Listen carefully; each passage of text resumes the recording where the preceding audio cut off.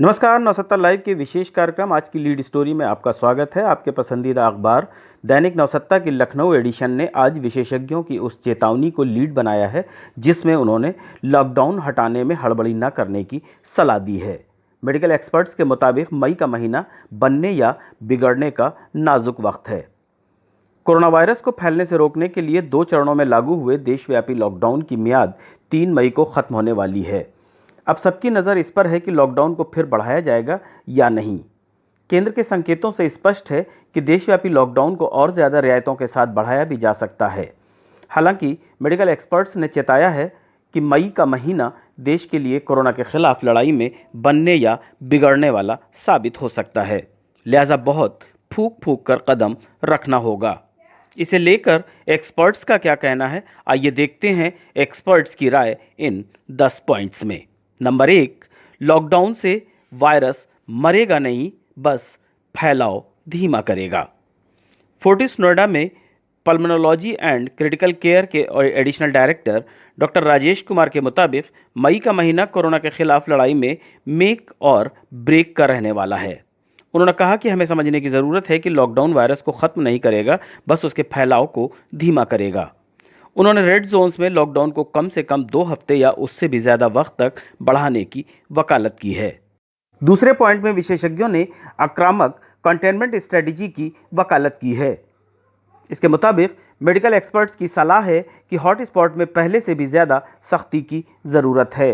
उनके मुताबिक हॉटस्पॉट में आक्रामक कंटेनमेंट स्ट्रेटजी अपनाने और ग्रीन जोन में छूट का दायरा और बढ़ाने की ज़रूरत है। डॉक्टर गुप्ता के मुताबिक रेड जोन्स में और सख्ती की ज़रूरत है, जबकि ग्रीन जोन्स में जनजीवन सामान्य की ओर बढ़ाने की ज़रूरत है। और ऐसा करते वक्त ये सुनिश्चित करना बहुत ज़रूरी है कि रेड जोन से कोई ग्रीन जोन में या ग्रीन जोन से कोई रेड जोन में न जाए।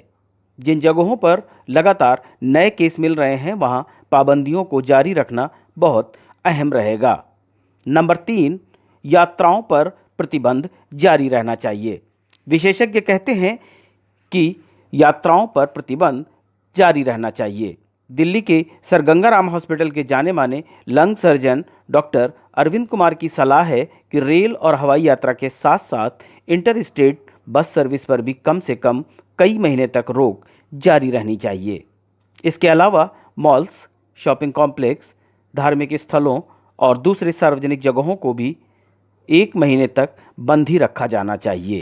नंबर 4, ग्रीन डिस्ट्रिक्ट्स की सीमाएं पूरी तरह सील रहनी चाहिए।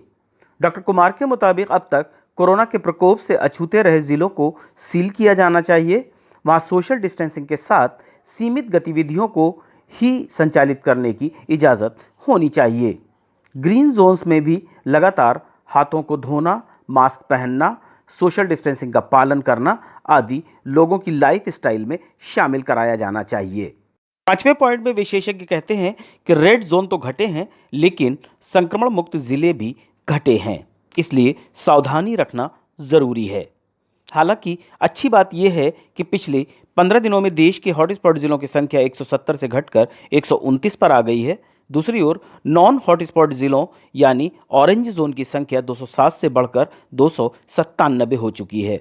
वैसे थोड़ी चिंता की बात यह है कि कोरोना से अछूते जिलों की संख्या भी इस दौरान घटी है।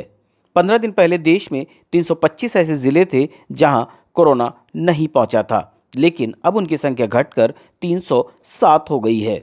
डॉक्टर कुमार के मुताबिक बहुत ही सावधानी की ज़रूरत है।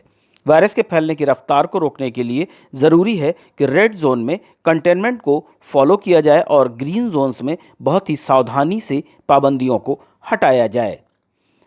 6वां पॉइंट कहता है कि रेड जोन वाले ज़िलों में जब तक नए मामले नहीं घटते हैं तब तक लॉकडाउन जारी रहना चाहिए।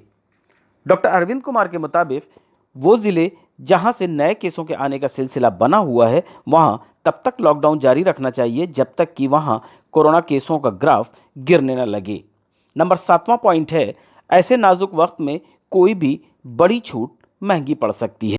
मैक्स हेल्थ केयर में इंटरनल मेडिसिन के associate director doctor Romel Tikku चेताते हैं कि ऐसे अहम वक्त में कोरोना के खिलाफ लड़ाई में कोई बड़ी छूट विनाशकारी साबित हो सकती है।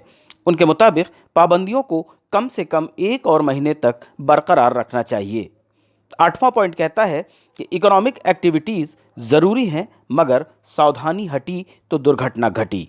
डॉक्टर टीकू देशव्यापी लॉकडाउन को कम से कम 4 और हफ्ते तक जारी रखने के पक्षधर हैं।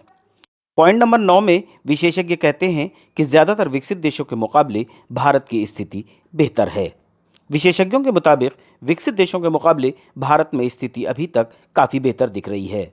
1000 मौतों को बेंचमार्क माने तो भारत में जब 31,000 से ज़्यादा केस पहुंचे तब मौत का आंकड़ा 1000 के पार पहुंचा।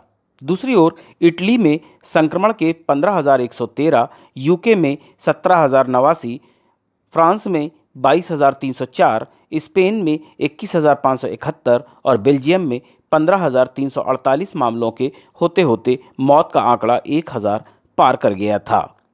नंबर 10, भारत में वायरस के फैलने की रफ्तार लगातार धीमी हो रही है।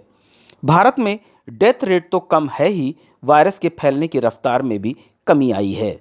बात अगर डबलिंग रेट यानी केसों के दोगुने होने की बात करें तो भारत में केसों के 2,000 से 4,000 पहुंचने में महज 3 दिन लगे थे, लेकिन इसे 16,000 से 32,000 तक पहुंचने में 10 दिन लगे। America, Italy, Spain, France, Germany और ब्रिटेन की तुलना में भारत में डबलिंग रेट काफ़ी बेहतर है।